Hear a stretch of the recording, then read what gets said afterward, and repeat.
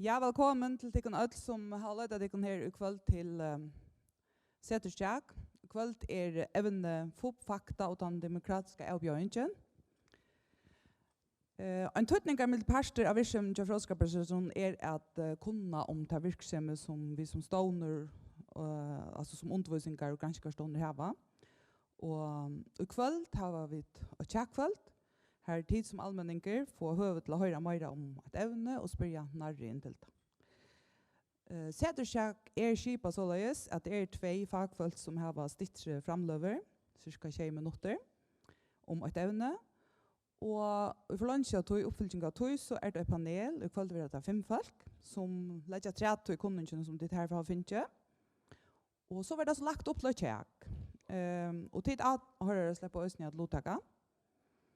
Og til å stå i det her så har vi en årstørre, og i kveld det Karin Mikkelsen, journalister som har stå i det. Da vi kjøper for Seterstjætje, så gjør vi det så at det en av døltene av Seterstjætje som øyer Seterstjætje, og hesfer det så samfunnsdølten.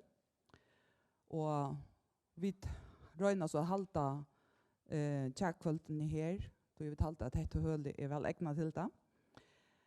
Ta og i tjætje liot, så bjør vi et kaffe og smaker, så at vi får prate sin det vujere, det for kvart til slutt. Og jeg får ikke legge så øyne nekva 30 kveld, men for jeg var året over til Karin Mikkelsen. Takk for. Ja, takk for Anna-Katrin, og god kvalitet. Velkommen. Evne brøtt, som det nok har å si, og vi kunne sikkert tjekkast om nekva vinklar i hesson. Og som det stender i innbjørningene til dette tjekkvalget, så hever nøgten av informasjon omgang det være større enn i det. Sibundner og sosiale miler kappast utan uihald om å vekja ahoan tja falskje, og flere land har samtidig lovgave og i måte så nevnt om fake news og vittløyande opplysninger. Men likt manipulasjon og propaganda det lika gommel som menneskene selv. Lengt åren til moderna at tåsa om ta postfaktuella samfellet, skriver i tyske heimspekingeren Friedrich Nietzsche at det finnes unger sannløygar, best tolkingar. Og norsk gransking i salarfrøye og veljare at forviser at okkara hukkborer til visende 3 år av okkara livsavskoan, hukksjonarlig og samføringen og balka samlega. Ørslit at to verger tøyne sjonar mi, og verger møyne. To hever tøyne fakta, og hever møyne. Men dette en demokratisk avbjøring, som det stender i iveskriftene. Tøy et sånt demokrati treita av opplyst om veljaren, som kunne semjast om et felaks grundarlag.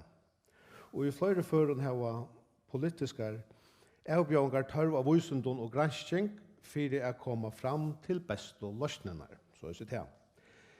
Men hver hever nå øynerett opp på sannleggen. Hvordan meter vi om trovirrig og en kjeldom?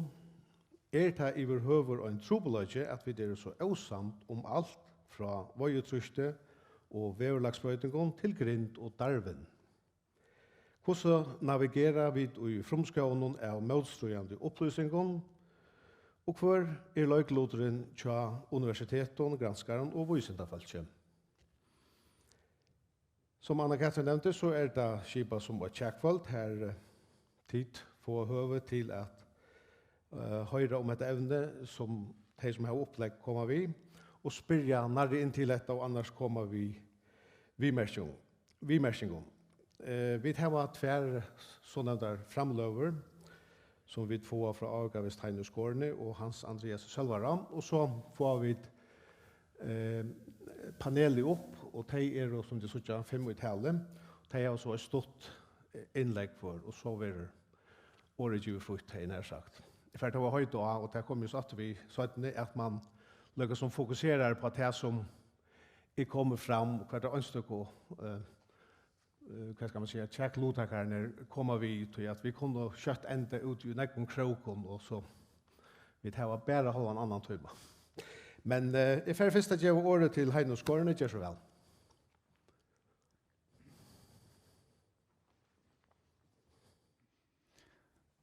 Takk for det, Kare. Vi kan ha tøyene her. Jeg finner 6 minutter at formulere sannleggen om universet. Så det er nok så stor oppgave. Og jeg får begynne ved noen merge av åren, en vimerskring av vårportalen om måneden, som Kare siterer for meg. Eivind Jakobsen skriver som en kommentar under tøynda skriver noen til dette tiltaket. Nå skulle alltid vi einare og samme mening diskutera av visendalion støye om hvor alltid ikke har samme mening som de sjølve. Så får jeg det sutja om Eivind Jakobsen får rett eller ikke. Men jeg får bare ha en stutta introduksjon til et evne, og så kunne henne komme ved noen superlativ nå. Ja, nå klikker jeg her. Eide Kjerika? Nei, börja nu. Jag hade gjort den samma feilen senaste värre. Jag kan nu. Det hjälper ofta att hända. Så är det. Sent i 2016, ta var förvarande amerikanska forskaren Barack Obama gestor av en nudjon talkshow på Netflix till David Letterman som heter My Next Guest Needs No Introduction och tar sitta så här och prata om politik och demokrati och 8 år i Hvite husen. Och så säger Obama hända ner setningen som har nekst citerat i faglitteraturen at han var her. Han sier, one of the biggest challenges that we have to our democracy is the degree to which we do not share a common baseline of facts. Altså, en av de største demokratiske avbjørningen at vi i så stor mån ikke mekna at semjast om et faktuelt grunderleg. Og vi utgreinere ved å si at fyrr snøe politikker seg i større mån om hvordan vi skulle handla, vi støye i en felags faktuell grunderleie som vi mer eller mindre kunne semjast om.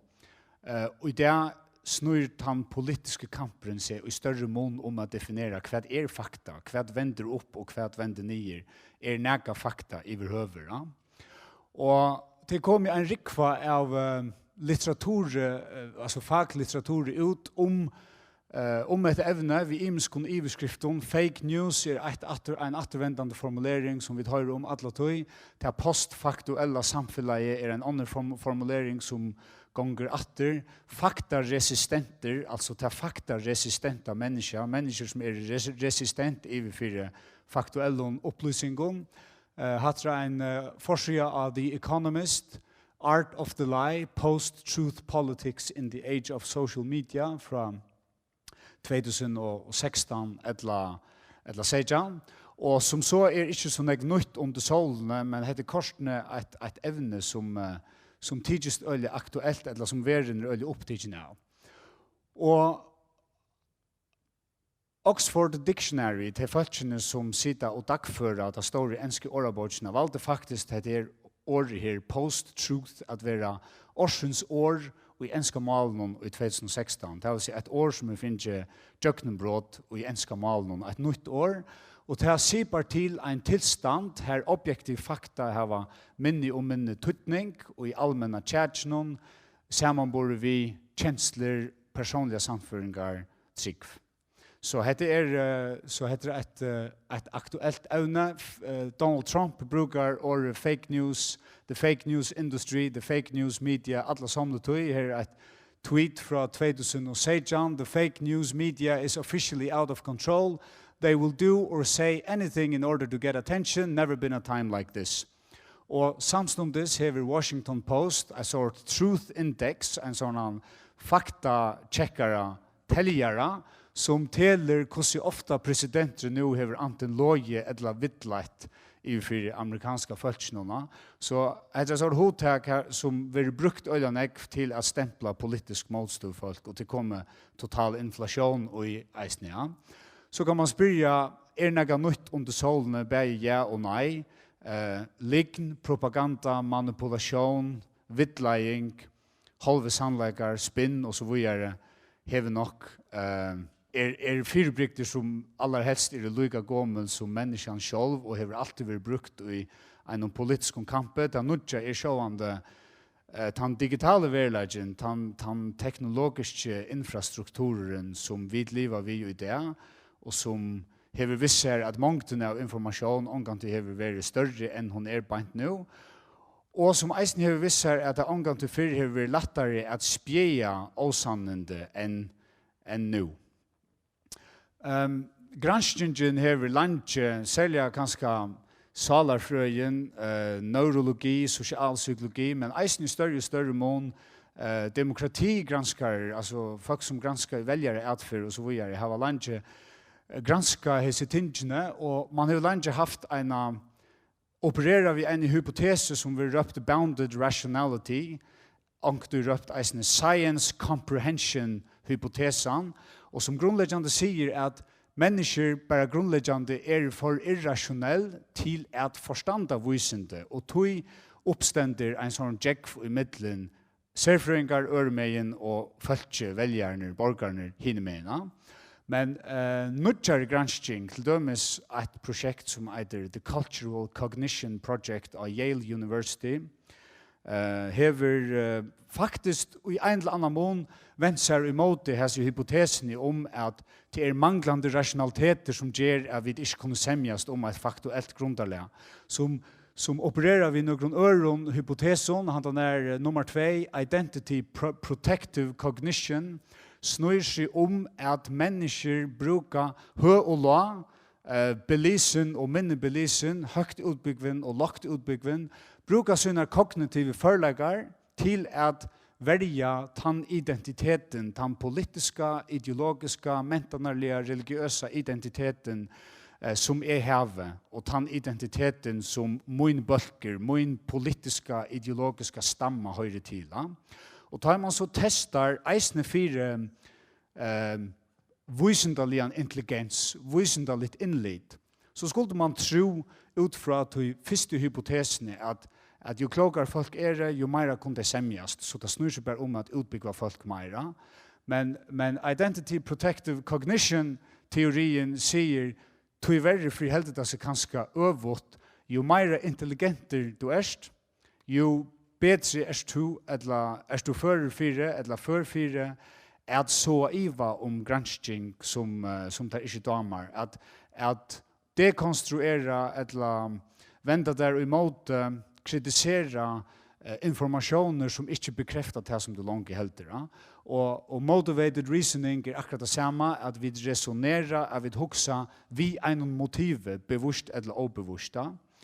Confirmation bias gonger ut på nægat det samme. Tesan grunnleggende, at vi heilen tjokken øyelig velgiraver til at navigera selektivt. Da jeg leser okkur som bekrefter det som langt halte, så har jeg en tendens til at det rått, og da jeg konfronterer vi okkur som gonger mer imot, som utfordrar det som meine, så har vi lindet til at kvastra det til viks. Grunnleggende kan man byta politiska åsemjer sunder og i 2 bølgar. Det kanskje noen problemer ved disse distinksjonene, men det en langere teoretisk diskusjon. Vi tar åsemjer virer, altså ideologiske åsemjer, skulle følge løse fra Danmark, vel en ideologiske spurninger. Sinde trobult å sette eksperter at finna fram til et enda litt svær om vi skulle løse eller ikke. Sånn man kan alltid sette økonomer at kanna eventuella budskapelige avleininger eller scenarier. Skulle samtjen slippe giftast, det eisne en spurninger som onkursvekna knyter seg at livsaskoan, viron, trygg. Og så har vi eisne spurningar som i større mån har en faktuellan karakter. Spurningar som onkursvekna kunne kannast visendalia, og i ødlenføren og i en vissan mån. Og det et aktuelt døme veverlagsbrøydingar, og i kvann mån veverlagsbrøydingar menneskeskaptar, og i kvann mån der ikke til. Veitrust, stånsrøkt, hvordan det førske fiskastånene 4, som man røyner at kanna vi ivelitt strålingen, og hva mest det for ført av fiskvinnepolitikken. På vei sitter her, år i ånøyo til famøse kosttilmelde i samband med Grint og Spik. Gode gamle Darwin, han skapar en explit og har til heil rattarmål i USA og i samband med undervisning i løyfrøye og i amerikansk folkeskolen. Vaksiner et ett evne som hever en av visendalja dimensjon, men som eisne blivit øyelig politisk, det sørste årene. Flere foreldre velger ikke at vaksinere sine bøtten, og til dømes HPV-vaksinan har eisne skapt øyelig politisk tjekk i Danmark. TV2 har en dokumentarsending om det. For ikke å tale om alle de kosttilmeldene som vi annars skulle frihalde oss til alle tog. Så den forsida Tjabete, Popcot den nødje supermateren.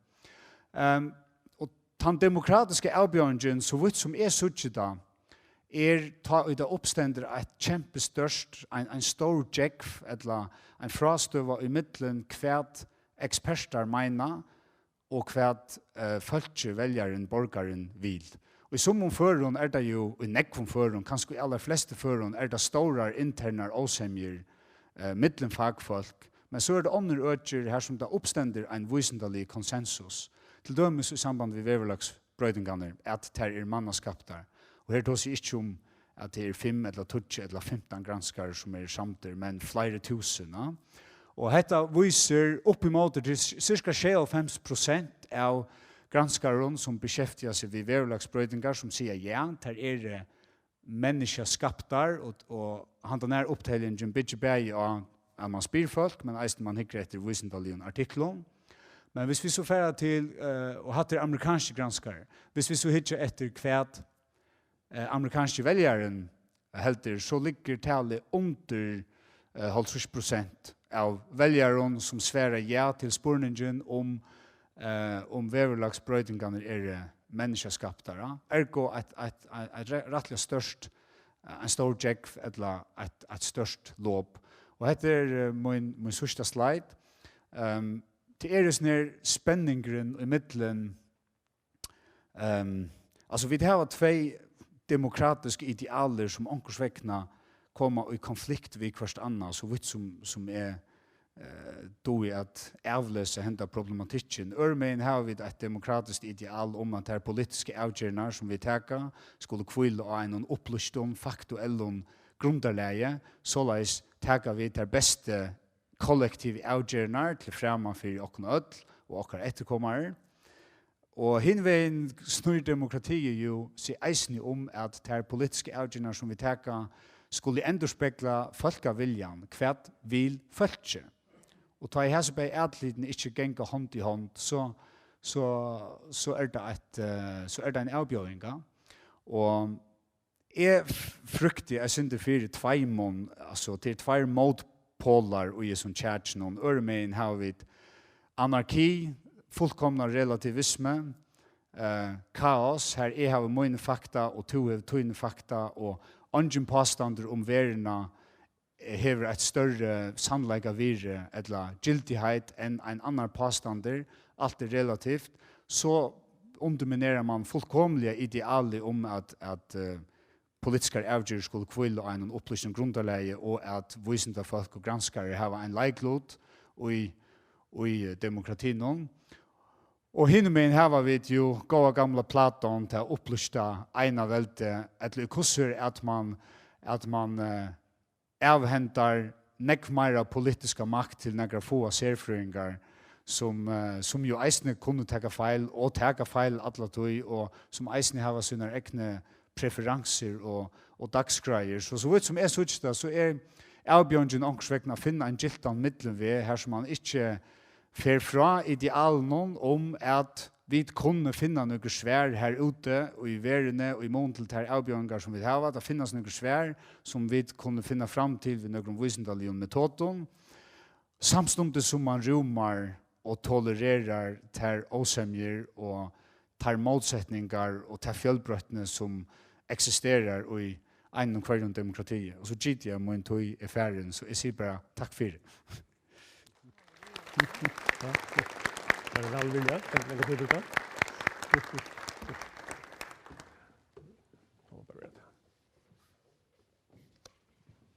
Vi der? Ja. Takk for Henrik Skårde, som vil lese alt sjå av politikk og religion, ikke sant? Og så ferdig jeg gjøre året til Hans Andreas Sølvara, som søvfrøyinger. Kjør så vel, Hans Andreas. Takk for det. och nu är sövfränger så skriver förska söva så är färdig att som även är fake news så färdig att tillåta mig att snuta vikna sin där. Det räknas sig vi att det för att ta som också spilt nytt men det för att ta som också gammalt. Jag hade jag säkert rätt att säga vi att fake news det är inte något nytt som det är sagt där det är faktiskt lika gammalt som människa. Så det att bruka upplysningar som inte är sanna till att driva politik vid det är alltså något som är gammalt då.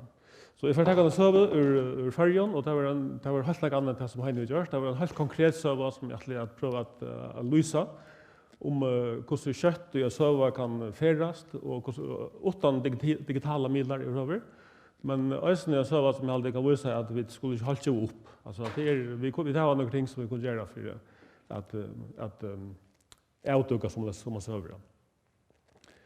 Men händan är enfald som vi har. Man kan säga att det är som nämnde så att det ligger gammalt som människa nästan fake news och vi har bara kallat det något annat, vi har kallat det spinn och så från gamla kallat det myter alltså som är skudfullt av i sövne och som är skapta av politiska grunderna. Men det som är bara arbets i det är att samskifte är så redan mer informationsmängden är så öle stor och ta gångers för så vi så öle för dem. Men alligevel så tror man säga att fake news det är gossar server som blir skapta av politiska grunder vi också ända mal i gossar och där får sig avskar av politiska outgör kostar det ticknar kvar outgör teaching. Och det kan alltså utbreda sig mot bokmänterna och det är också något som är mer att vi så att det är väldigt svårt kommer också breda sig ut till särfrängarna där som är särfrängar och nödj.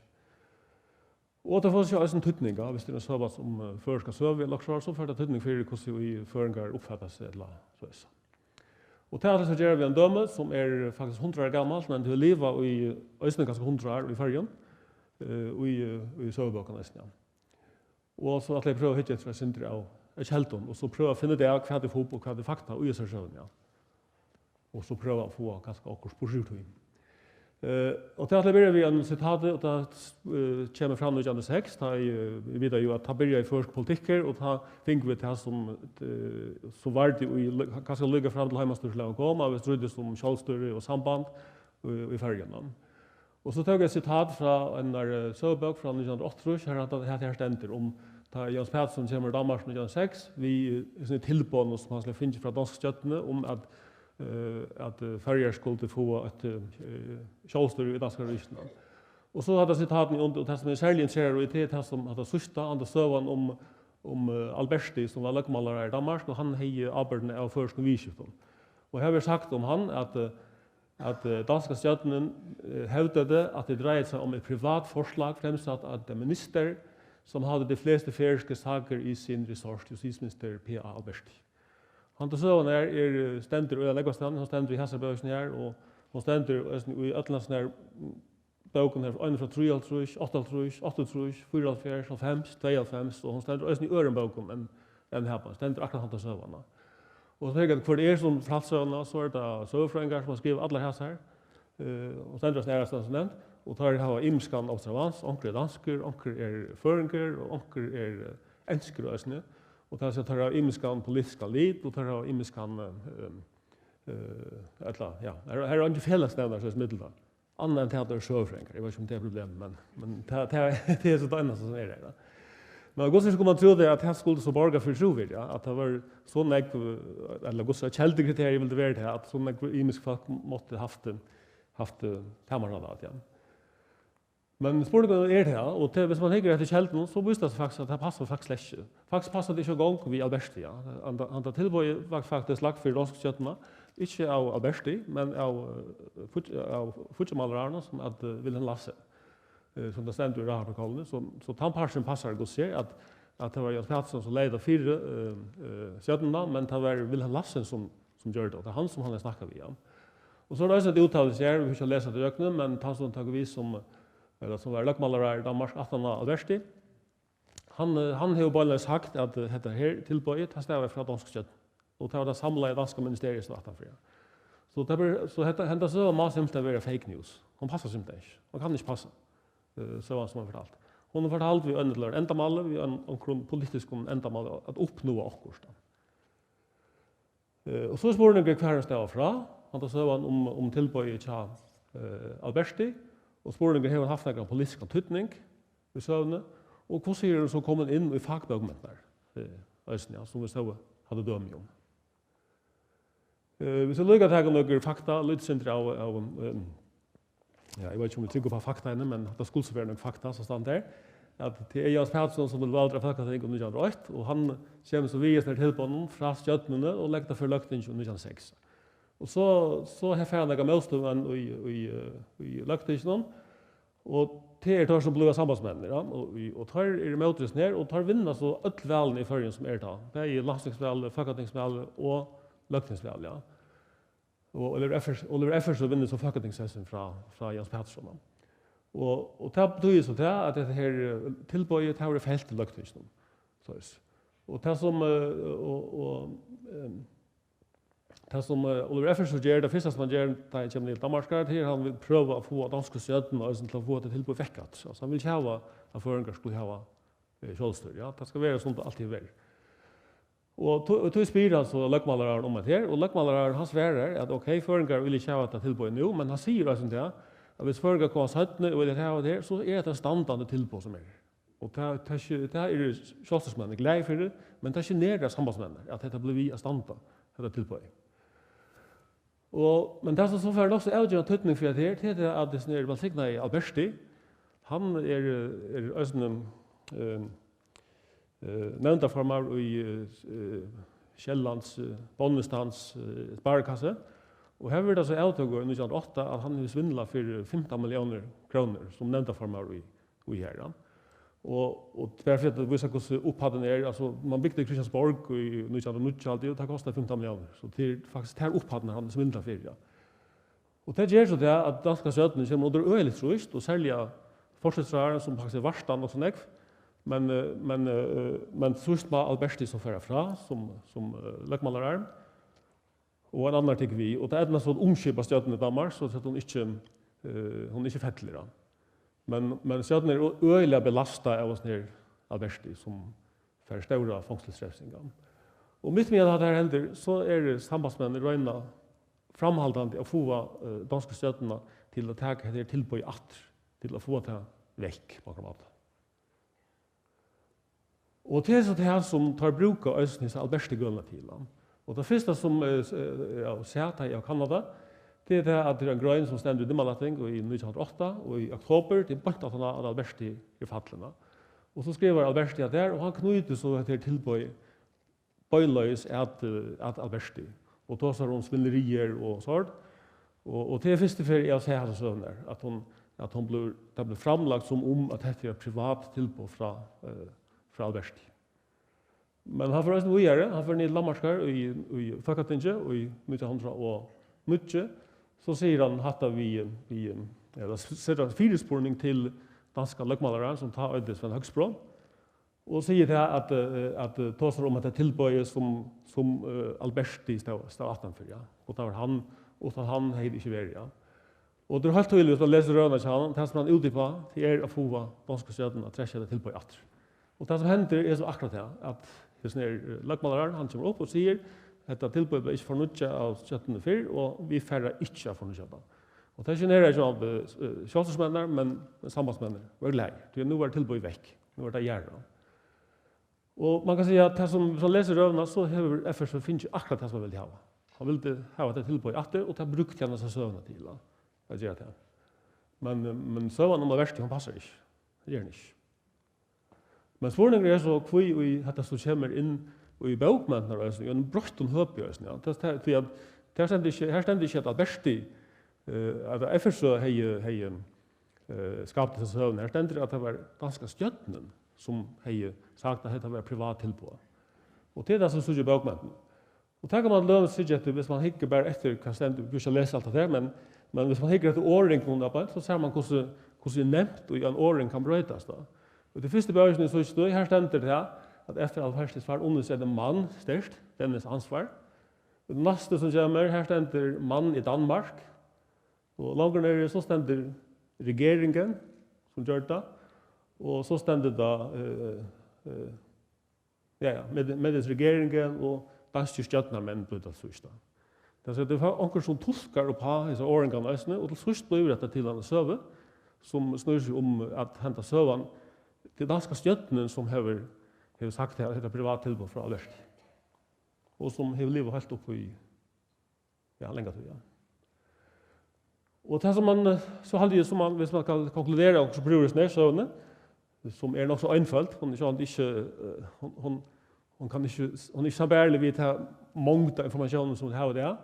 Men det går så kan man säga att han sövan om att privata tillbud från Alert hon är som det skapt 17 hon är skapt 18 att Alert fall och har brukt till det. Och på grund av det så var vi virkande till att danska stjärnan, alltså självt om det var folk, så var vi virkande till att danska stjärnan tog det tillbud att. Och så hade vi nu tar sig hennes om virer och fakta och det. Vi kan själv inte skuldsätta FSF för att ha vilja göra det tillbud. Det var sånt det som en sambandsnär som han ville göra. Men det går så en pastor av hans argumentation, hon helt inte, så hon passar inte till faktuellt skövt att detta var ett tillbud från Albertia. Men det som så är hände, det så blir hon in i fackdokumenten. Ja. Och det var alltså att alla texter är synde diffuser och man är nødt til å tolka och på år vad betyder det? Vad betyder det man är på och så blir det simpelthen till en ära så det är för så har en politisk intention vet du, men jag tycker inte att det så för en kan ha några intention i att skapa en så. Det glir bara in i och blir så att faktuellt. Och särskilt att det går in i fackböckerna så begynner fackfolk att citera på en annan och så multiplicera det på kramata så. Så jag hade en visare hur lätt i fake news kunde glöja in i nekvar server så utan elektroniska medel. Men jag hade ösnen att man kan bruka sådana till att säga att det kände om nu är jag nog så större fan av en filosof som heter Karl Popper och han säger nettopp att vi kunde ju inte präkva att näga är satt men vi först kunde vi präkva att somma server är skajvar. Det passar simpelthen inte.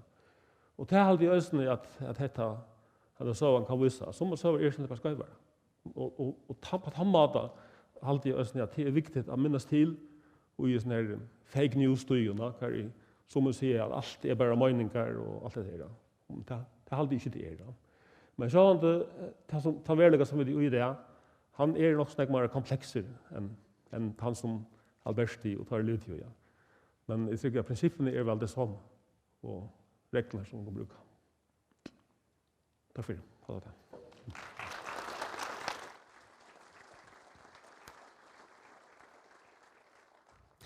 Ja, tack för det, Hans Andreas Sölvara, för jag ser 121 år gamla falskotøyndene. Så spennende vidt om 6.908 eller hva han har vært. Twitter-bøyene til Trump, Barry Sagan, Østene komme av i faglitteraturen etterfølgende. Jeg får bjøre panelen opp, og de Erika Hayfield, som har lyst sosialvøysent, Halbera West og Jens Christian Justinsen, som politologer, Bare Larsen, som løgfrøyngur, og Ragnar Bådøtter, som har lyst human økologi. Gjør så vel. Tid få altså, tror jeg minutter part, så vi får høyda om vi ikke kunne gjøre hample kjøttet av, så østene avhørerne få året. Men till skulle själva till hålla ut att säga att det som det här på hjärta.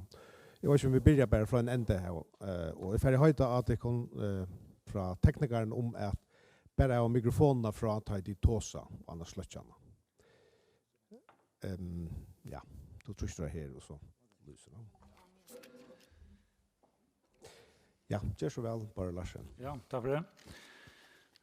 Jag kanske använder samt vi Heina och Hans Andreas och i Tarasjonen min hade varit rätt avhåverst. Det fyrtjämmer som man snackar om viror och vojsund eller fakta och viror. Att man nöjt till att göra det inte bara komplicerat än det. Så vojsund är inte bara vojsund. Vojsund må man nästan bolkast upp i imiska grader här vi högre grader och cyklarga eller visse och ovisse.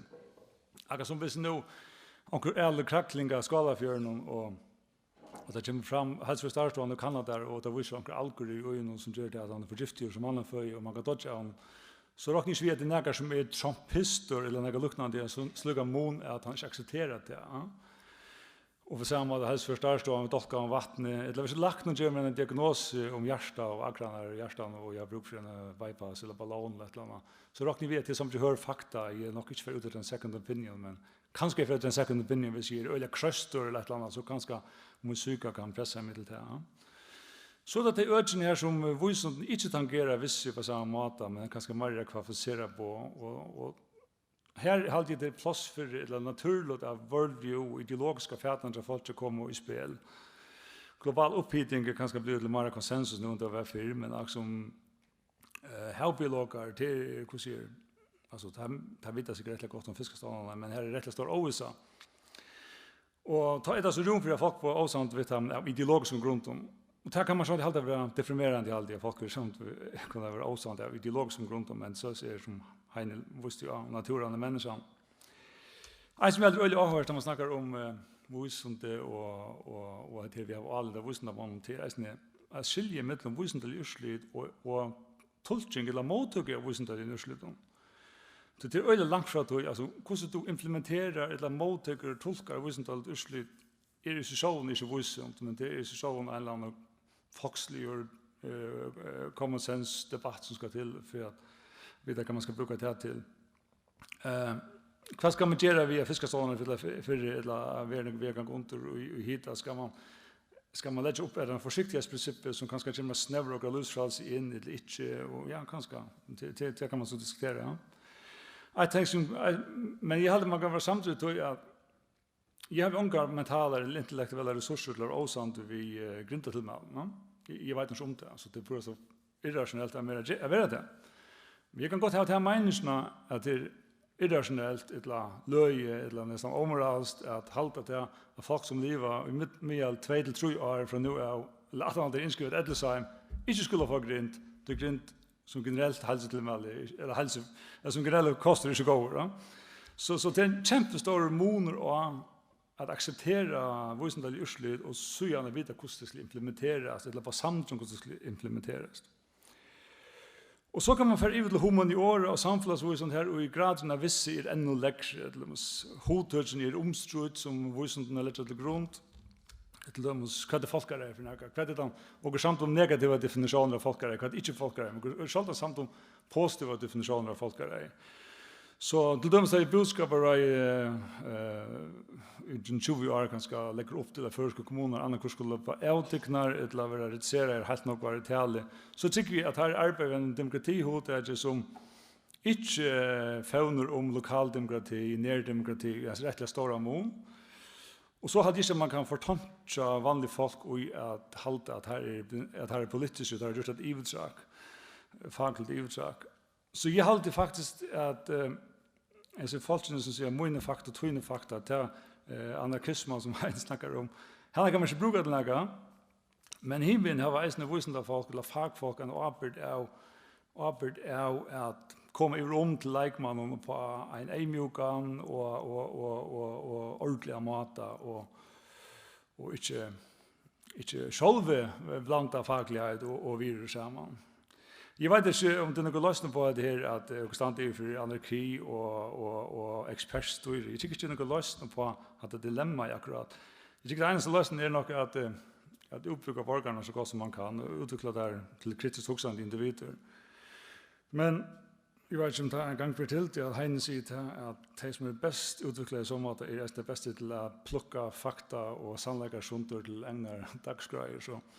Det är inte vita ordentligt hur man kommer broschyrer ner eller man kan komma broschyrer ner. Men ja, det var några mina privata reflektioner som jag vanligt inte var alltför långt bort från att som indexhaltarna var inne ja. Ja. Ja.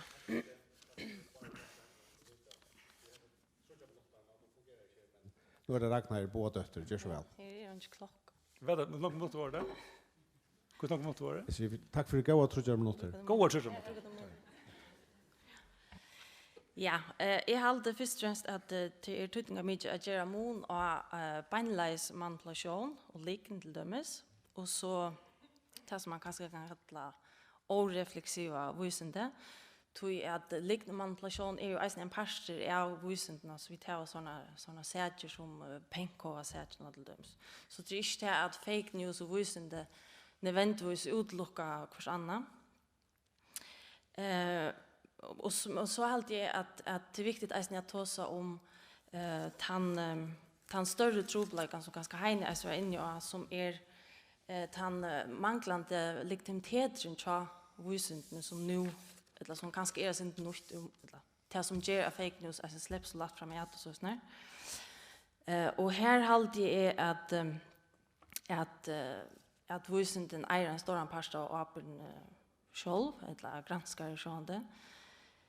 Vi tar att man kanske inte vi känner avmarsningarna i västländska eller traditionella visende. Och det är att verkligheten eller fakta ver allt i upprättelser och i av som social kontext för att det fakta ska uppfatta som fakta eller som verklighet så ska det stås den felaxmentan och är någon samhällsinstitution och det kanske är en part av trobläggan här alltid granskar inte vi känner det i no stora mån. Och det vi till att underminera och alltid och visendna särskilt nu kanske och som eisen vi nämnt långt här så det döms ungkvarstrobläggan ett gott döme om det att visendna vi har ju faktiskt inte några lösning. Alltså visendna har inte som nu några lösning på det står ungkvarstrobläggan mittlen anna verlagsbrödingar. Men kanske en öliga stor part av trobläggan hinvina och kurser som samflags eller tan samflagsskipan så västländsk visende en part av en öliga stor part av trobläggan. Och då det som så händer så att det är folk lätt bara lägga allan packan bort och här var granskar en extra arbet än man kanske tycker alltid. Så ja, helt det som jag har sig mat. Ja, tack för det. Ragnar gör på det och så där. Halbera West, så väl. Tack för det. Ja, jag tror faktiskt att mot utkast skulle vänta sig eller snickras om till vid demokratisk avgörande och den överskriften som är avgivet för snär stotta utkast till att alltså vi tåsar nek om demokratiska avgörande men kvärt vidare vid. Och det som är så det som jag vill gärna svära vid till liksom att visa till det här att det är faktiskt demokrati kan inte göra där globala och det är göra den ekvar. Och det är rätt att dessa kanningarna där visar att det gångt och i sån globala maten men så att det är ims minster alltså ims från land till land och från hemspart till hemspart det är ju en land i hemmen. Och att det är så eisen men så kan visa eisen avväringar till för så nämnt konsolidera demokrati. Det vill säga att det är trycket demokratin. Här är eisen ökar till om att det gånger inte väl som det ganska häver. Så ja, det här är några avväringar till men det som liksom ganska eisen i området liksom minnas att vi snackar om återgång men hon är inte det är något som risa återgång det är en liten återgång och det är hänt i det också stort tojarskaj. Så då hade jag inte det kärche kan vara så dramatiskt. Ta det så är sagt så sjön det är det ting som man är som att ta allvarligt och som ordekva. Och ett är som till dem sagt som jag har kunnat häfta med till såna ganska granskar som folk redan om det är all lite chaff borgarna och myndliga såna. Som mest handlar om hur stor avstånd är det mellan de vanliga borgarna och så tar myndlagarna som här det som skulle utöva valt och sånt. Och det kan det så här gånger eisen åter. Och det är något som känns ordentligt det tror på att få sån institutioner viska vis folk inte har allt då så det är faktiskt något grundläggande. Och här är det så att jag kanske huxar att och vad är det som vad handlar det om och här är det ganska tvär huvudavgångar och en är så det att det är faktiskt det är liksom reellt att och institutioner har eller trobläggar löten vi finna lösningar till dömes alltså omkörstrobläggar och de eisen så vi har det redan gång tillflyttar och flytta folk avgångar som man är så otroligt osandrom. Det är så att man inte mäknar finna lösningar och hit är så att vi ganska så vi tar som fake news, at man också tillvidar att det är nog sådana avgänger av institutioner och fagfolk som sjående ger att det tror att virka. Så kanske vill det vara löst, och det sjående har vi inte, men sjående handlar om att lösa sig av björngarna. Men det är ju sjående lättare sagt än görs, så ja.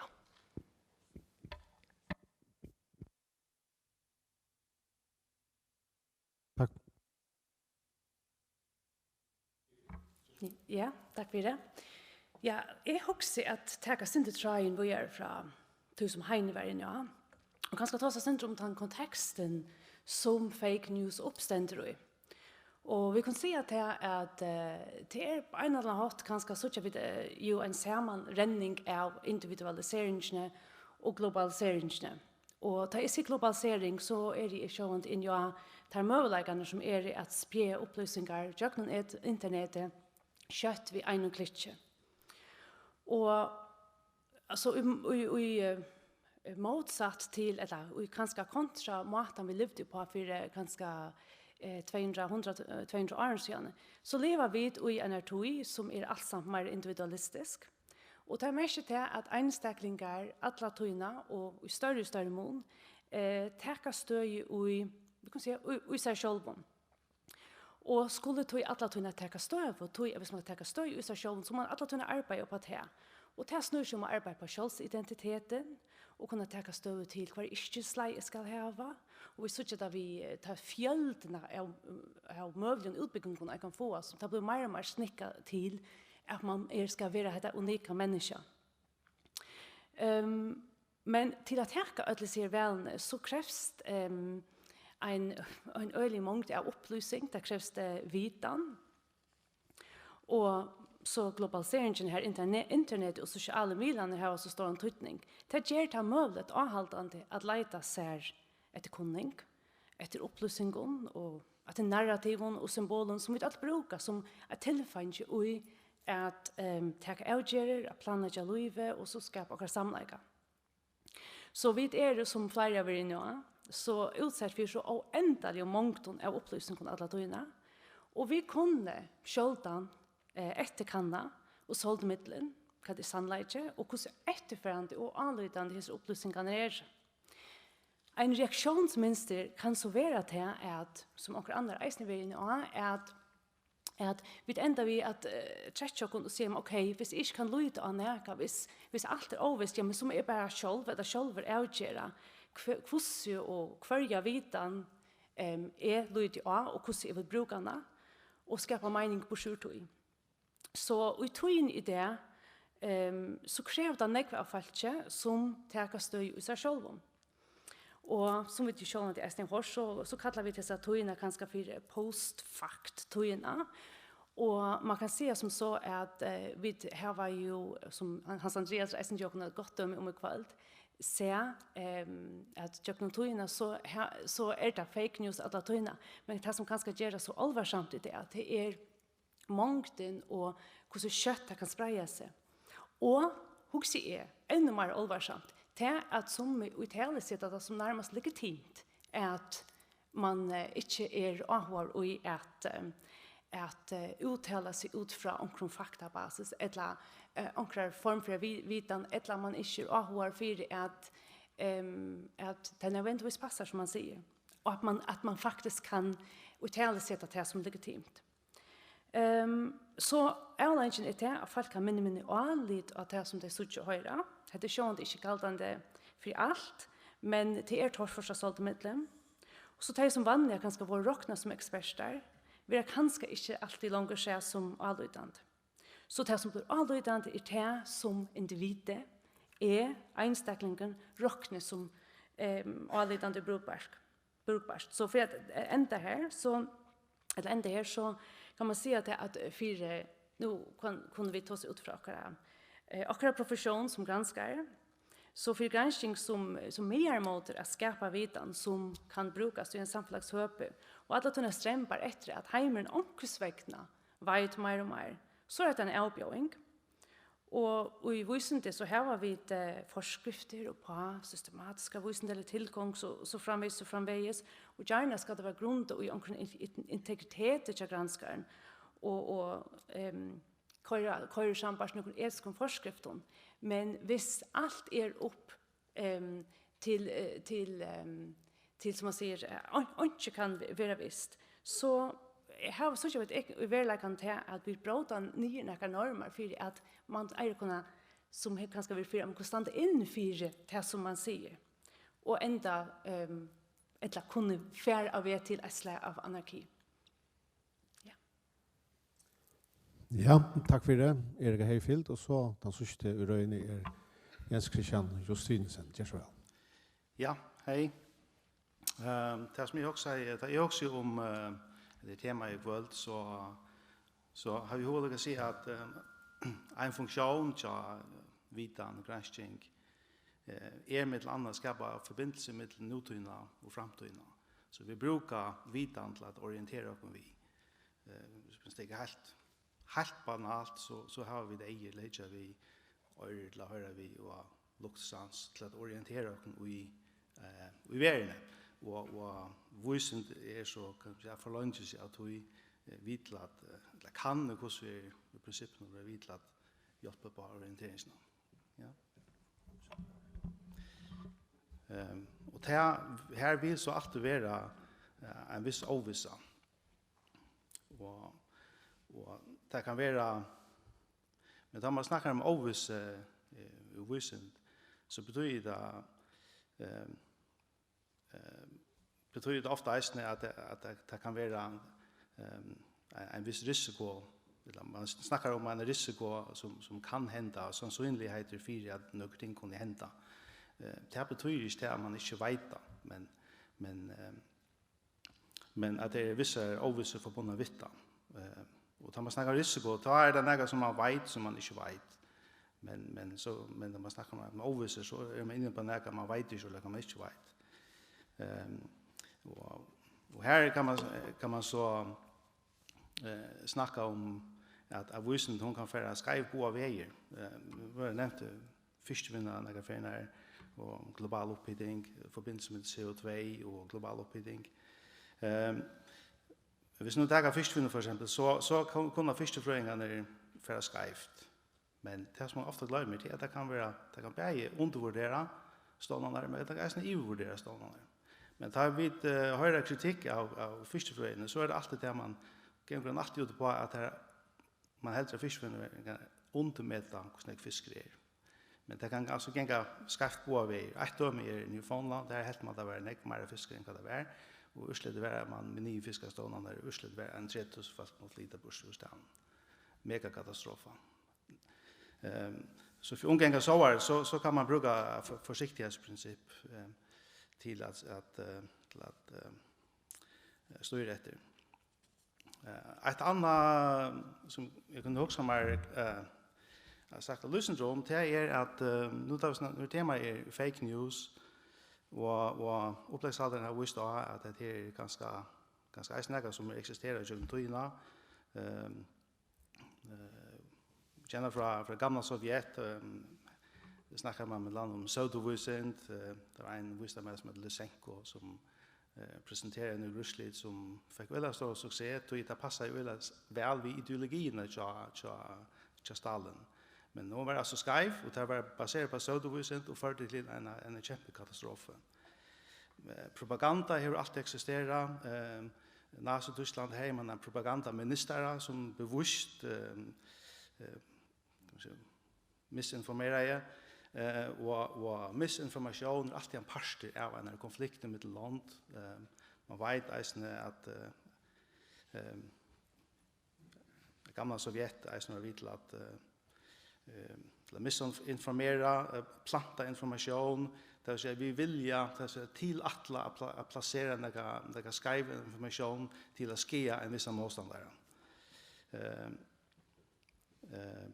Och det är likaväl det är något annat än det att det kan vara en viss ovissa i förbindelse med vissen. Det är två ting.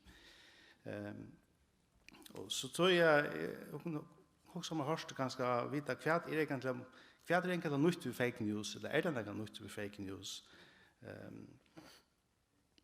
Photoshop har haft lunch man kan pynta på mynter. Så hvis det er fake news, misinformation, feilinformation, framing, spin, alt det har vært i søvende, betyder det så at fake news er fake news? Det kunne være en litt som det. Avsluttet du. Ja, takk for Jens Christian Justinsen. Og så det tid. Det er sånn at nekver imiske vinklar og på et tingene og for høyt og avfall kanskje om å ta støy ut som vi tar årstyr kvall så vi ikke får holdt ut av flikva og et eller annet jonkrar er långstand, men det er sånn opp til tikkun at vi merker og spyrger og så gjør, så til rett bare hånden opp så kommer vi mikrofonene. Gjør så vel, jeg vet ikke hvor det legger fire. Ja, så kunde jag också mer sport alltså vad gör du i den här lilla trubbelögan i alla fall. Kat har det några bo på ankos man ankos vägna kan komma till lust eller är det kanske bara en trend till tøyne och vi låter en 22 år gänga så blir det fler i allt eller gå så. Att det är så inte omöjligt att svära på att det är klart, men om näkar häver och på en lördag som tøyen leser alt så har et eller gosse. Man kan ganska avskaffa internetet och att internetet vill jag skapa sig ekorummen så folk radikaliseras och polariseras och så där så. Så nej det var man kunde ganska reglera internetet på en smarta måte som hur ska det uppagera så där så folk på samma sätt som man har ju som möta folk som också ur sin shoulder för det götna att du är inkorporera några sådana mekanismer och check forum internet och något annat. Jag vet inte det är säkert eller ringt jag vet inte hur man gör det, men också så kunde det vara ganska. Ja, Erika, har du stått ganska? Ja, alltså jag också, alltså vi skulle föra helt ner till det yngste aldersbalkaner, bøttene. Jeg halte vi skulle börja ved at bøttene vil oppflaske til at hugsa mer kritisk, til at kunne solda bedre i middelen tilfell, at du har bedre å navigere det.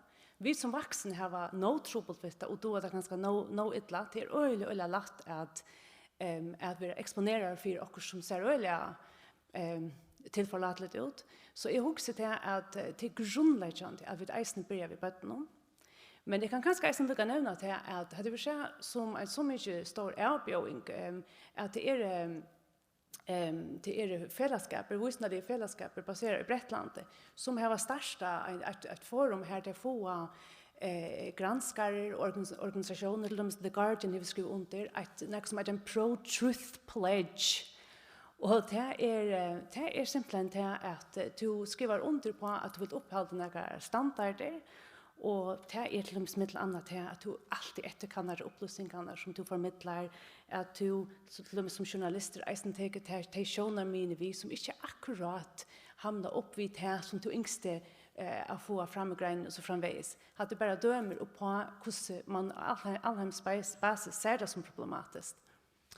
Takk for det, Erika. Og så er det Sir, Joshua. Ja, takk for det. Jeg spør faktisk en spørning som det er faktisk ikke har nevnt, og det er det som undrer meg i Ørland.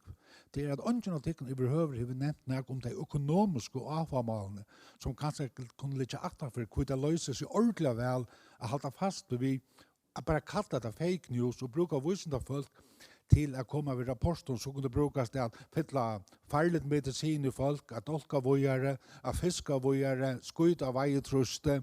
Alt dette er visende blir brukt, men til det rent faktisk økonomisk avfall atafyr, så blir vi, og det undrer meg ønsker at ikke nevner det som en drivkraft ujus ner, og dette kommer ikke bare dele ur himmelen og fake news. Det er økonomisk avfall og er store part i alt. Ja, nekkar hoa sverre på det. Jeg skal lykke si at Hans Andreas og Heine tar røstene vi i panelen, kan man si. Heine, ja. Jag ska inte ta ord från några artiklar, men alltså du spurte Jens Christian vad är definitionerna och för jag svär på att komma vi en vimmering till det som Össur säger pura samter. Den formella definitionen som EHS har brukt i forskjellige granskningar projekten är att fake news är tillvita vittlaying eller fabrikering av falskar information av politisk eller ekonomisk avmål intresserna. og sjående spiller kapitaleren en stor leiklot og i mån til det. Fake news utnavren, så som søver vil fabrikere her, Några av de søvnene som blir mest daltar i amerikanska velstrøyen og senast mellom Trump og Hillary, var faktisk fabrikere av noen østeuropeiske teenager som bryr i ångstene, og tar du finner på en spektakulære søve, så trekker du nekv kliks til døgn, og tar du hever nekv kliks, så først du nekv reklamer, og så tjener du en bunke av penger og på til eisen, ja. Så har det et annet aspekt av det økonomiske som Øssur nevner. Så her det några definitioner som man opererar vid, og på tammatan, hvis man brukar fake news i tog stringenta tydningen, så det jo några anna enn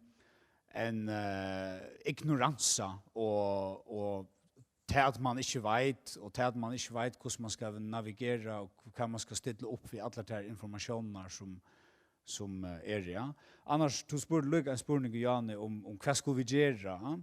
Altså, det trobult å si, et som man ser nå, det at stjøtner, land, samtidsja og firereiga lovgave og imot fake news. Og jeg hadde ikke særlig betryggende til Putin eller onker annar stjøtnerleiere sier, ja, vi må ta hånd om etter, og nå får vi det at iverksette lovgave imot fake news, til hver skal så sitte og bestemme hva fake og hva ikke fake. Det blir øye kjøtt at hente an på at föra censur och bara stämpla allt för fake news som man inte bryr sig om, sen det som man ser i chatten. Så det eisne en farlig, vad ska man säga, ett farligt medicin och på en diagnos som reell. Så att det han hänt an på tja att diktatorer. Det kan det ju bliva, det kan det bliva. Ja.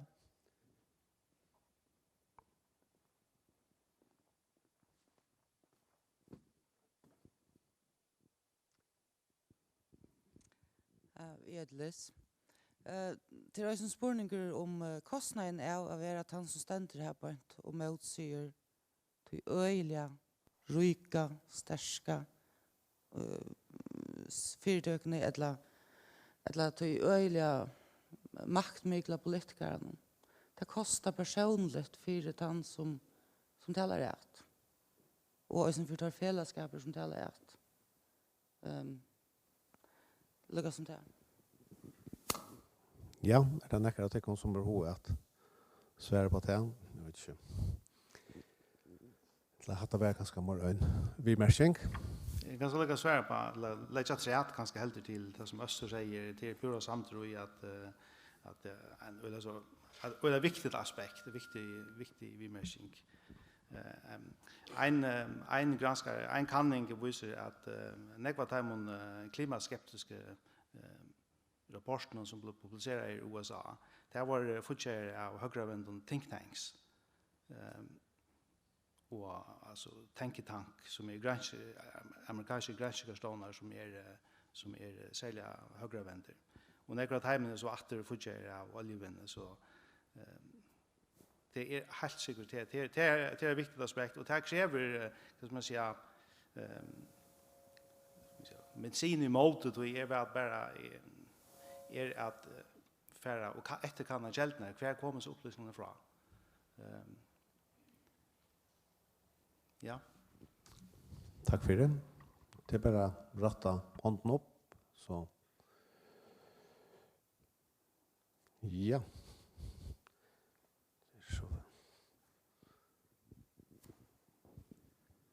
Ja, takk for det. Fyra skal inn i. Hette er ganske mer en vimerskning enn en spurninger. Nå har vi tvær spurninger ved i sjælen, og den fyrre om økonomiske interesser, og den settene om makt. Og til egentlig her alltid at essensen er fake news er nytt hotak, amerikanskt. Da vi møtes til om nøkker år, så er det ikke minst da. Derfor er det forsvunnet, og til helst noe nytt. Og som Jens Christian nevnte, fake news er til fake news. Nå er det et buzzword, som det heter enskong. Og bruker det, og røyne at bruker det til at få fram vad som gäng för. Men samstundes det ju trobleisen och till ganska det som Heine nevner nu eisen at jeg kan øye kjøtt missbrukast. Hva er så alternativ? Er det så true news, fake news? Han it's the sunlighten. Altså hva er vi? Visende og tjekk er jo alle tøyene en spørning om at narskast. Narskast en sannleika eller økjem vitan om akkurst. Det er ikke et svart kvitt fenomen. Her det enten er rett eller skreift. Det kan det være som om føren ganske. Og da kan en tropleik alltid i mån til akkurat de tingene som jeg har nevnt her nå, være at man blantar ta vysendelige fornek og på til demokratiska. Hvis 55% av folkene sier at gjør det fløt, så mest det ikke at gjør det fløt. Eller hvis alle folkene i en kommune i USA sier at vaksiner til nekka forferdelig nekka, så betyr det ikke at vysende folk skal fære til arbeids og börja nødgjom. Så her altså akkurat hva meningar, og hva fakta, og hva vysende. Her noen prinsipper som jeg halte ikke kunne touchas helt ut.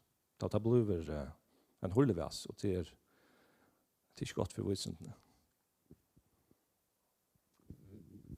Ja, takk for oss.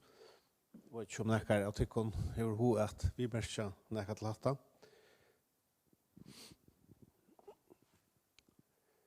Det kanskje ikke en trobladje også noe for slæ av vitan vi tås om. Nek vitan rymlig løtt kanskje at dokumentere at det så som det at gjøren ikke er fløt. Og så det andre ting som, hva skal man si, man kommer fram til via gransking, og det ganske nekvar nye støver på et av evne, og så vi slik vitan har ganske torfører vi lukket som er go-tation, eller hvordan? Som nekkar roat. Vi märker det.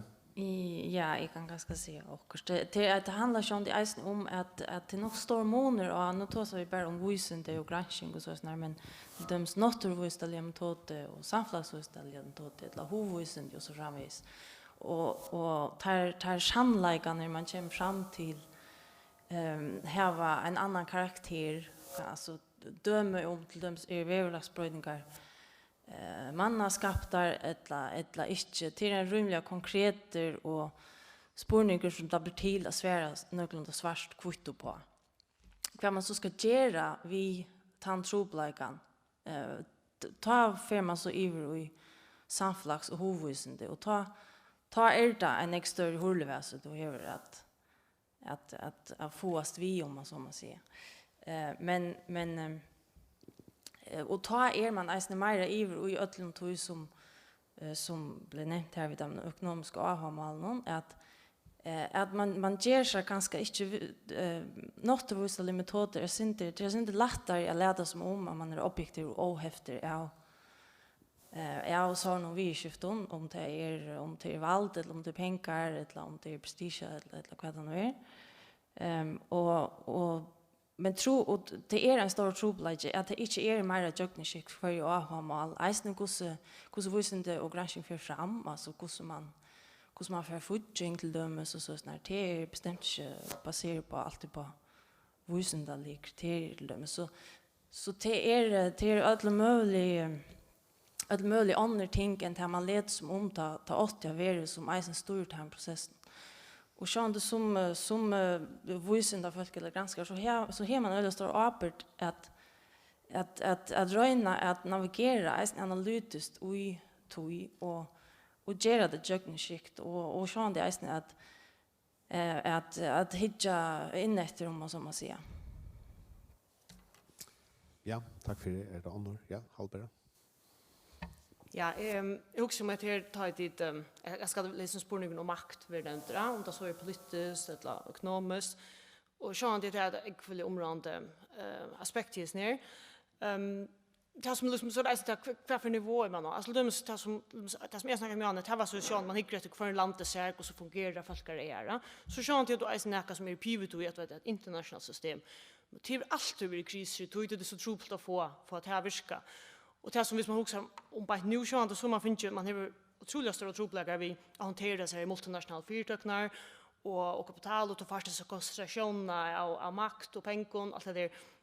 Men här är det att liksom ganska mycket fokus är att de är för en rättliga kraftet i herrna emot det tog vi så konkurrens med kommissarien som Margrethe Vestager hon är som adresserar att han är digital han kampen upp och för några gråsnäcka såna och hon är nämligen en av dem som nämner det är inte bara komma vi ner öppnelsen kämpe abstrakt diskussion om att det check alltså vi simpelt nöjt till liksom att hantera problemen alltså institutioner som liksom på omkomma är svär är också samt vi är nära men att liksom identifiera problemen och så att liksom målrätta det muntligen vad är det så för institution som ska lösa kvärt alltså kvärt ska lösas nationella planer kvärt ska lösas internationella planer annars kan det bli en trubbelt att göra något alltid. Ja.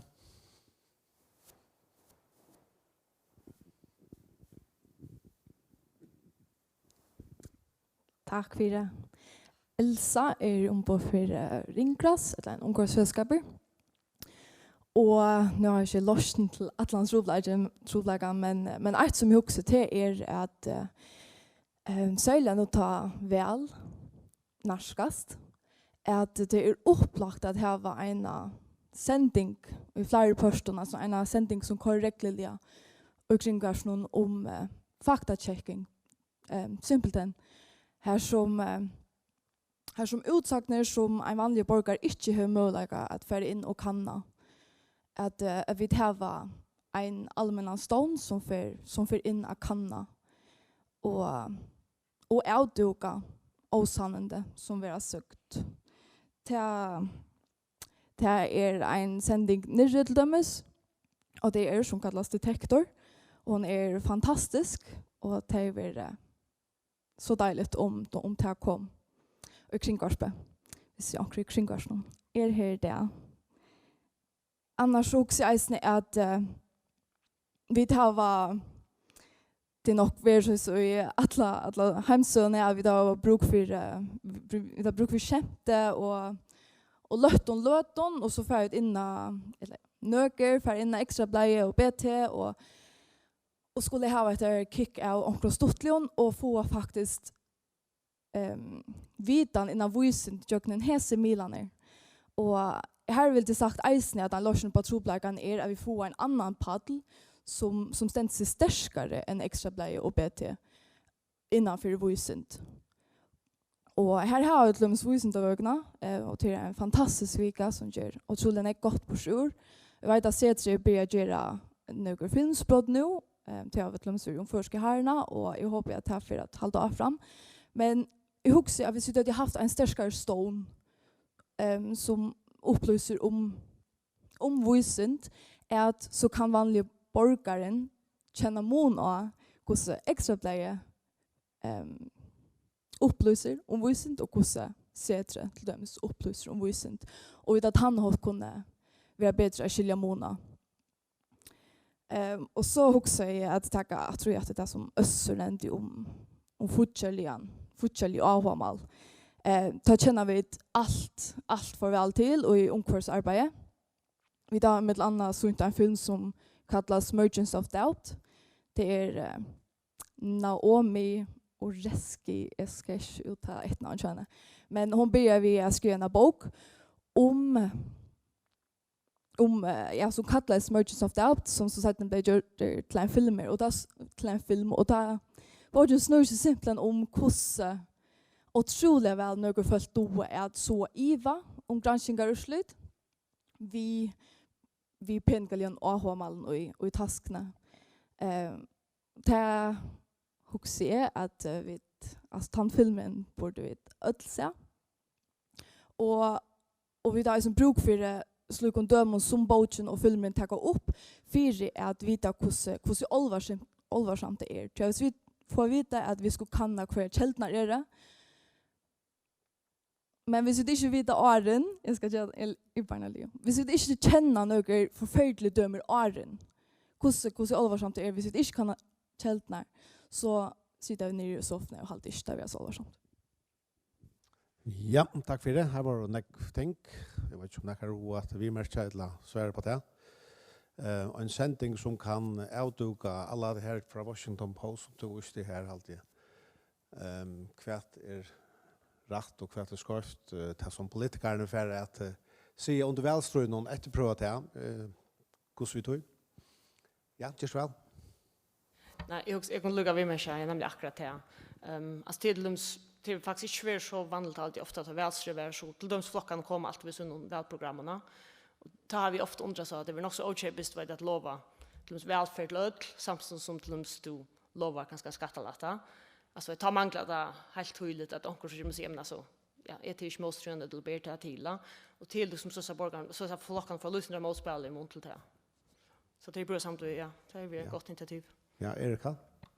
Jo, alltså att det kan vara samt och jag huxar till att ja, för oss är ju att vi nu för att alla på förlagra till nu är det fake news som ständer att skra. Det är en diskurs som skapar några karmar om hur det talar sig några ting som kanske har varit verklig och i så igen liksom man att börja jag vet inte hur länge att vi ska färra. Men sannolikt han att tar vi det talar sig detta innan för några karmar så för det avskan av hur vi begynner upp för oss. Och det är det som är intressant och då är det ganska intressant att ta så nettopp om det. Men vi ska lycka vända åter till vi att efterkanna. Så hugger jag eisen till att det är väl lika så vi kommer att Milan själva tar i egna barm och begynna att vi har sint mera omhugsna som om hur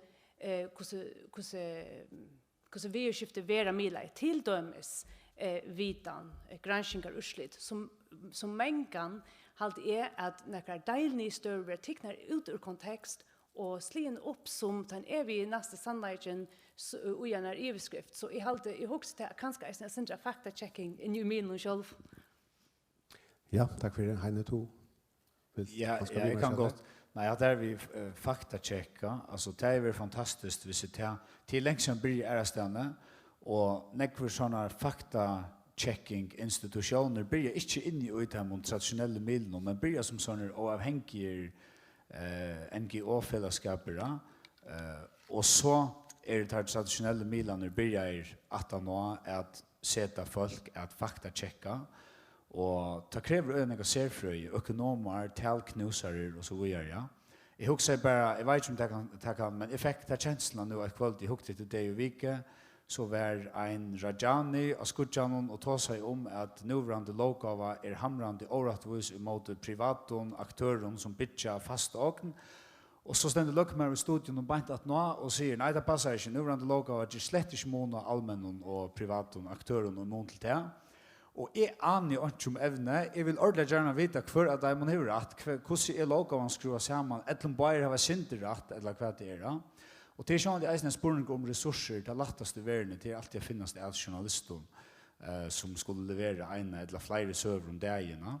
Men det omskiltar ju inte det är en prioriteringsspårning till Laslon att sätta ner någon folk som har tagit till att fakta checka påståenden som säljer flickvar runt i en välströje så det här är fantastiskt framsteg hvis man mer systematiskt får att göra det att det blir ju så fancy som detektor sändningen men ett bara utvarsformat ja så att det är ett gott och viktigt poäng alltid. Tar man så över researcha sig fram till det rätta så spår ni hur snäckt sig då. Så det där. Ja. Är det honor som ja va. Nej, vi märker. Här var ett ombud för kringvarp i halvt en färd nu. Då tog inte alla här så kanske han hör det till. Vart onkurerar det kom? Ja.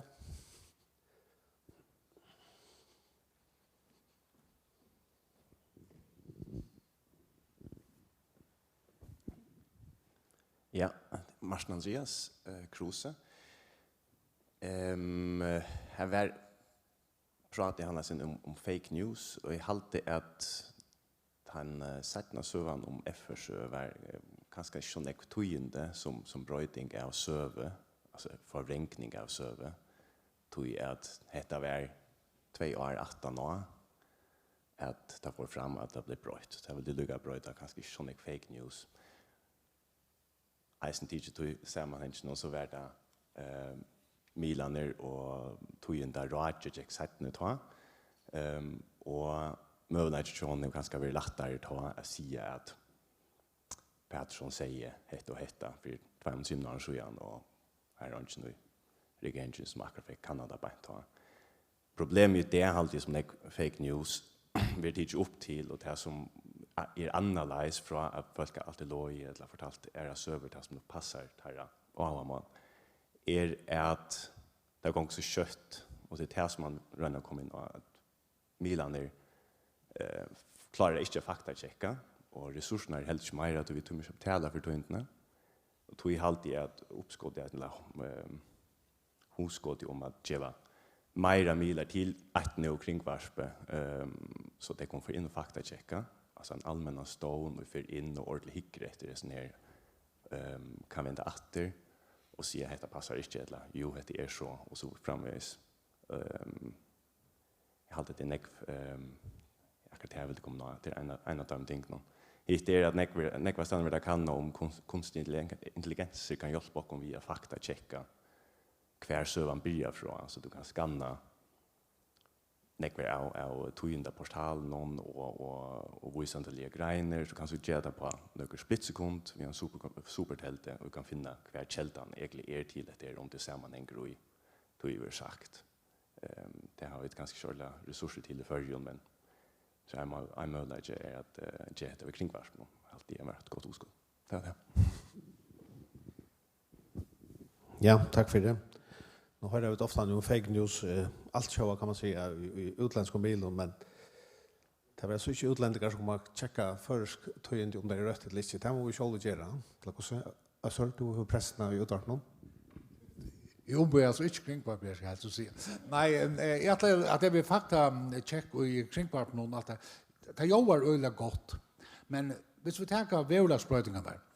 Så att det är att det var 25% av alla granskare som är skilförd som säger att det är mannaskapt. Och SD har sagt alla ställen så kanske det finns lite kringpapper fakta checka det så ju nu. Men det som är problemet med milen är nämligen att självt om det är fakta som kommer i milen så trycker folk inte.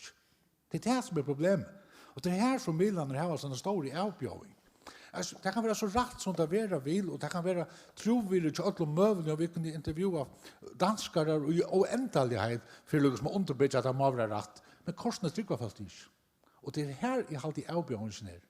Inte tror jag så en sändning faktacheckare är som få in om all möjligt. Men här alltid är att han avbjörningen som journalistisk ögon där. Det är bara det att jag varst vi. Jag har inte lust att bara här nu kväll. Man ska väl inte uppgiva alldeles att röna finna sannläggarna. Ja, det är så. Hej, Rosa. Jag har alltid superfint att man färra faktchecka om att jag mer brosjur tog. Men en stor topplats och det som gör fake news köra så kött är att överskriften är gemäktig men attertökan är en liten sujenota och att sig suje och stannes. Det är alltså som han om confirmation bias och annat det är lätt att finna det som du vill höra och det som du helter men det är alltså det är så lätt att finna attertökna att finna sujenar som fakta checka är sujer och annat. Så det ska man alltså röna göra först bevisst om att du måste själv alltså leda fram vad är rätt. Du ska alltså vara villig själv till att lära. Bara lite mer så. Ja, tack för det. Vi får så kött. Ja, Paul, tjej. Och väl Paul. Hettar vi att vi blir faktaresistent. Hvis vi nu har dette her tøyerperspektiv i utblivet, vi ikke er fake resistent. Og så får den her dimensjon som eiter, akkurat som vi bruker ombudsmæren kommer inn, hvis det tar seg om rene reklame i RR-skyene, og så PR/likna hinna-skyene, at hatta eier du å vite. Så det er urymligt at du forlanger hattar av en reklame, ja. blev vi ikke fakers i dette. Ja, så kommer det efter her at man ikke skal trykke noe som man hører og bare helsten av det man ser og ånken av det man hører, ikke så som man sier. Det er vel heldig ikke noe ikke støve at man ikke tror noe. Har du en vimersing? Ja, en vimersing er vi milen, og folk trykker milen og litt, altså, hvor er så avbrytende at folk trykker eller ikke trykker milen? Det är just en svenskar som var något populärt Antonina Rosing heter han lättnarna som dokumenterar något så väl att man faktiskt skulle trycka milen och det var lite sandwich inte för det var sagt så att kom vi eller hur ser det är en sövan var ofta inte så eller representativa för han verkligen som det vill förmedla kanske journalister är mer en underhållsbransch en upplysningsbransch visst det är verkligen kan det så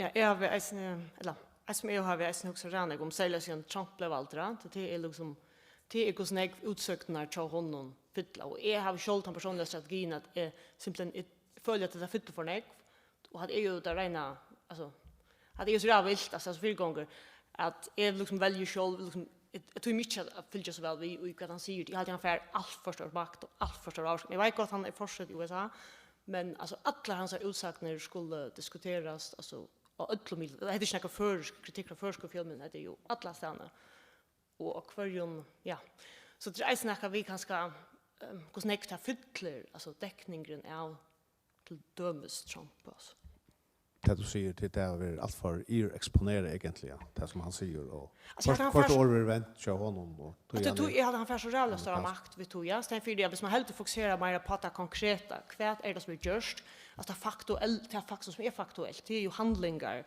lömskat är det som händer sten för allt det som han säger men det så så vet jag bara personligen ja ja vad är det kanske vill du säga kort ja jag huxar bara till att fake news resistent det är kanske inte en stöva alltså det snurrar sig om att här var en eller annan sådana mitteln att förhålla sig kritiskt och då förhålla sig kritiskt och ha lärt att förhålla sig kritiskt och vad är det man hickar efter och allt vi skulle ju ha blint allt så vi måste finna sådana mitteln vi har bänt och tar vi så närmast verir hvis vi snackar om postfakta så blir det närmast ett är relativism men det blir närmast legitimt inte alltid jag ser sannolikan och är sakne ett antirag en moteskur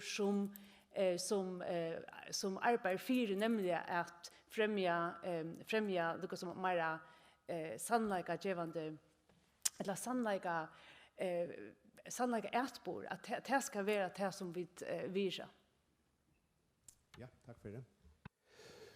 Vi får att tälja nio nu. Klockan är färdig av nio. Vi skulle ända klockan nio, men här är någon som gör en vimersing eller spording.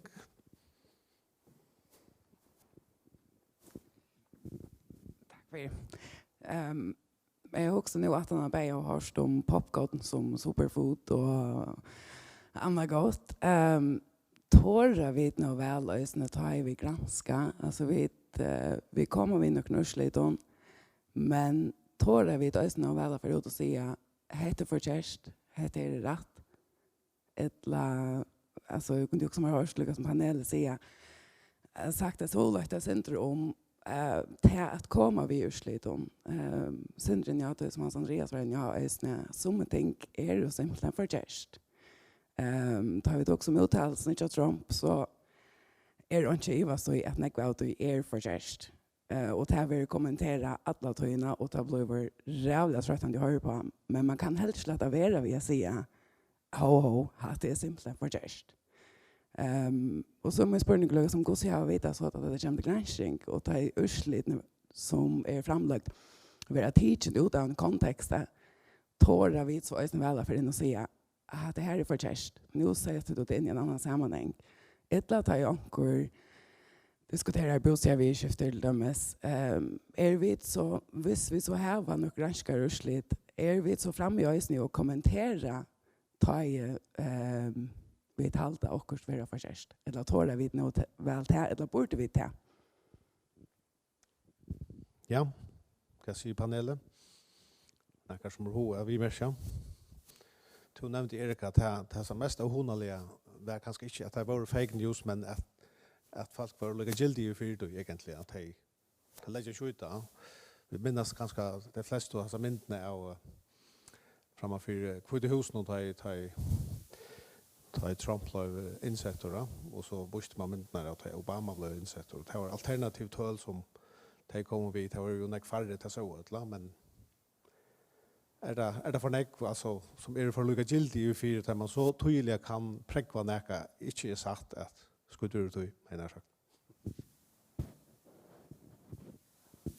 Det er alltid at man lever et åpent samfunn og åpna og hvor debatt er så viktig, ja? Det er med landa for å kunne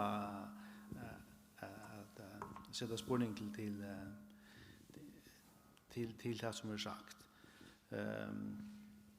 Man kan ska ha säga att hade är en orsak till att det är så viktigt vi jöknen sikten att det är grejt kvar futja att det är jöknen siktet eisne politisk kvar komma kampanjepengarna från. Det är ganska inte aktuellt ännu för men med vidan så är ingen ordentlig lov för kanske bara kan se mig om det om hur vi vinnerfyrdagar kunna ta in och futcha en politiker för exempel. Är det några hvis det är i USA är så är det stränga lov för hur vi ska registreras så man kan där vi joggen siktet kvar stingen kommer från.